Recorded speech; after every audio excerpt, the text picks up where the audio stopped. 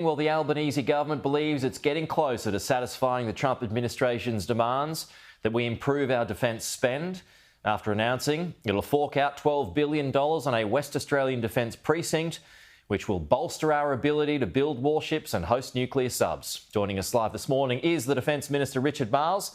Minister, it's good to have you with us as always, bright and early. So what does this take our spending to now as a proportion of GDP? Well, Pete, we're not focused on that number.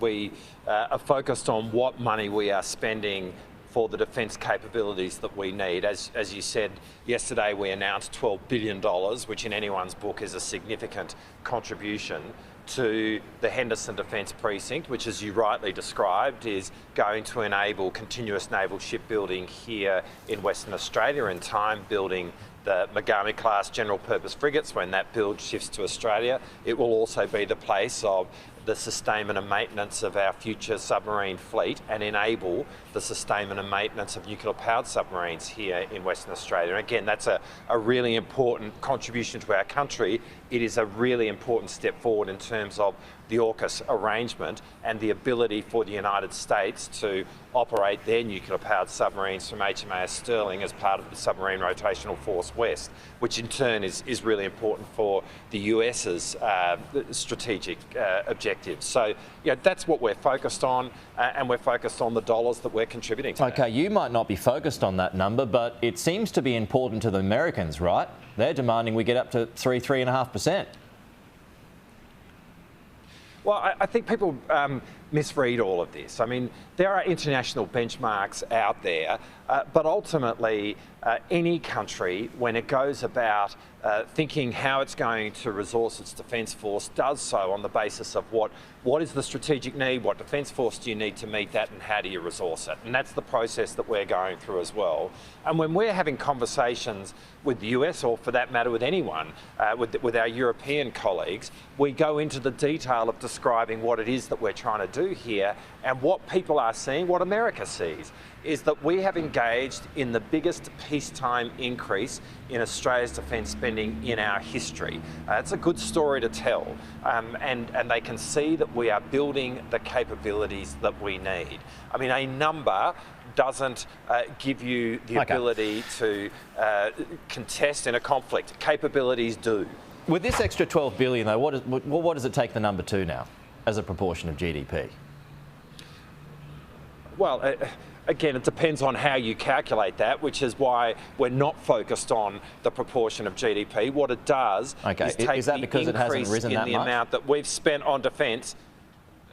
No, you can do all the sums. $12 billion is a significant amount of money. I mean, if there's anybody out there trying to claim that $12 billion is not a significant amount of money, that is obviously disingenuous. What this represents now, since we've come to government, is an additional $70 billion over the decade, which is the biggest peacetime increase in Australia's defence spending. When I said not that much, I mean, does the GDP figure not improve that much despite that huge $12 billion spend? Is that why you're resisting naming a percentage?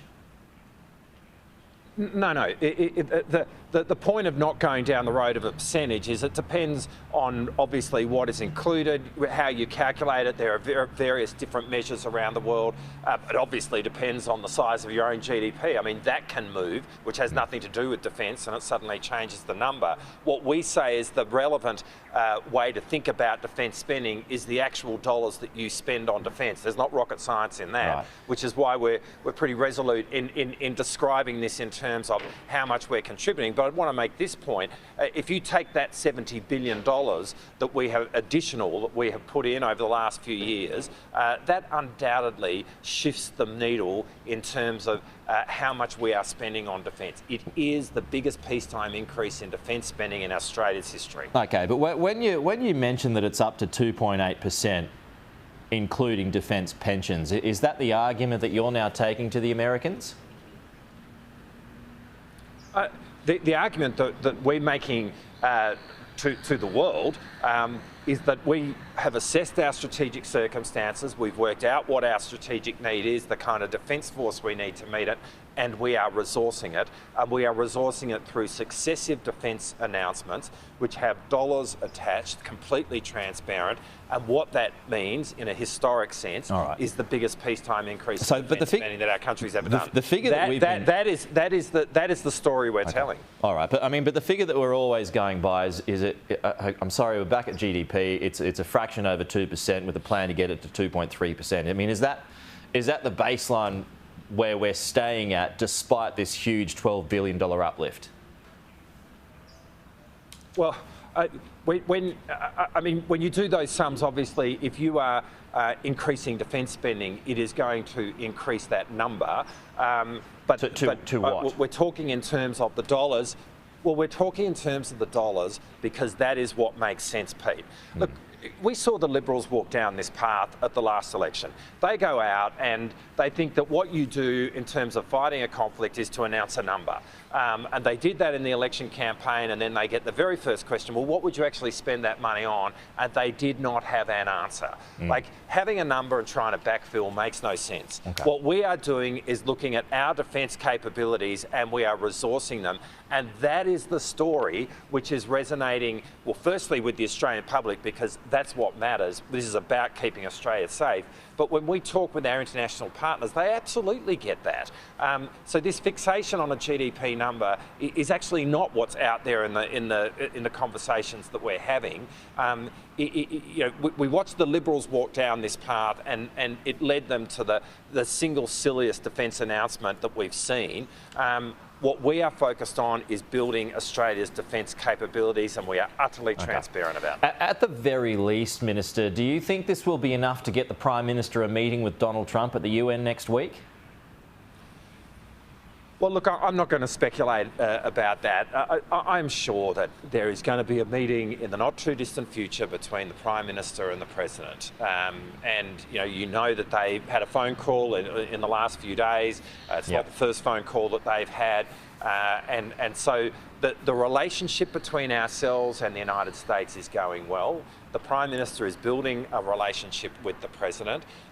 His ministers, including myself, are building relationships with our counterparts. Our systems literally talk on a daily basis, in the sense that we've got embedded Australians throughout the American system.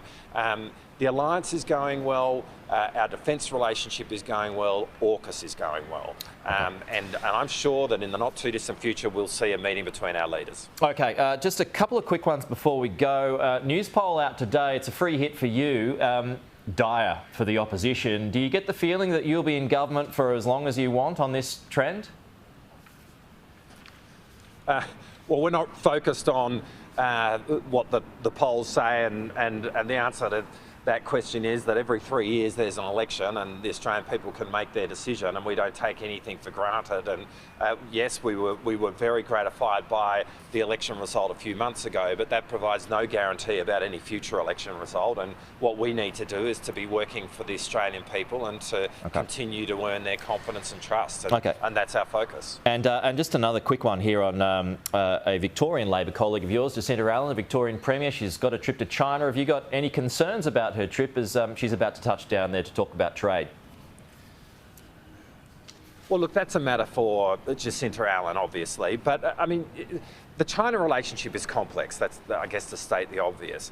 This is from a federal government point of view, we want the most productive relationship that we can have with China, and we will work with China where we can. They clearly are a source of security anxiety. But in all of that, you need to actively manage the relationship. What we've sought to do at a federal level is to stabilise the relationship, and that has seen Commonwealth ministers, it's seen the Prime Minister visit China. So we get there's a place for that. You need to engage with the complexity. It needs to be done with nuance. But at the end of the day, this visit is a matter for Jacinta Allen. Okay. Richard Marles, thank you so much for getting up early for us. You're working on first edition hours by getting up so early in Perth for us, so go have a coffee. Thank you so much.